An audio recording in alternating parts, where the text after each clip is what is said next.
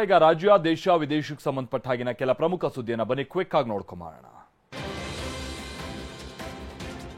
ನಾಳೆ ದೇಶದಾದ್ಯಂತ 75ನೇ ಗಣರಾಜ್ಯೋತ್ಸವದ ಸಂಭ್ರಮ ಮನೆ ಮಾಡಿದ್ದು ದೆಹಲಿಯಲ್ಲಿ ಸಕಲ ತಯಾರಿಯನ್ನ ಮಾಡಿಕೊಳ್ಳಲಾಗಿದೆ.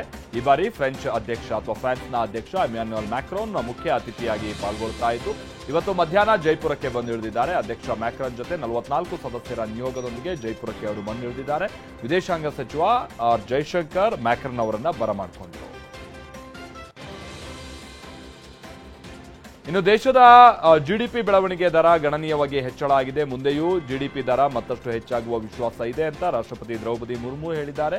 ಗಣರಾಜ್ಯೋತ್ಸವ ಅಂಗವಾಗಿ ದೇಶವನ್ನು ಉದ್ದೇಶಿಸಿ ಭಾಷಣ ಮಾಡಿದ ಮುರ್ಮು ಅವರು ದೇಶದ ಅಭಿವೃದ್ಧಿಗೆ ಪ್ರತಿ ನಾಗರಿಕನ ಕೊಡುಗೆ ಬಹಳ ಮಹತ್ವದ್ದಾಗಿದೆ ಅಂತ ಬಣ್ಣಿಸಿದ್ದಾರೆ.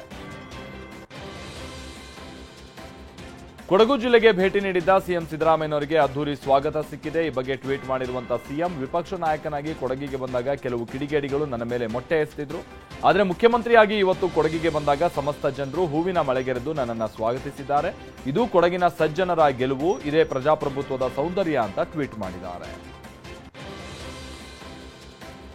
ಚಿಕ್ಕಮಗಳೂರು ಜಿಲ್ಲೆಯ ಶೃಂಗೇರಿ ಶಾರದಾ ಮಠಕ್ಕೆ ನೂತನ ಆಡಳಿತಾಧಿಕಾರಿಯ ನೇಮಕ ಆಗಿದೆ. ನೂತನ ಆಡಳಿತಾಧಿಕಾರಿಯಾಗಿ PA ಮುರಳಿ ಅವರನ್ನ ಹಿರಿಯ ಜಗದ್ಗುರು ಭಾರತೀ ತೀರ್ಥ ಶ್ರೀಗಳು ನೇಮಕವನ್ನ ಮಾಡಿದ್ದಾರೆ. 38 ವರ್ಷಗಳಿಂದ ಆಡಳಿತಾಧಿಕಾರಿಯಾಗಿದ್ದಂಥ ಗೌರಿಶಂಕರ್ ಮುಖ್ಯ ಸಲಹೆಗಾರರಾಗಿ ಮುಂದುವರಿತಾರಂತೆ.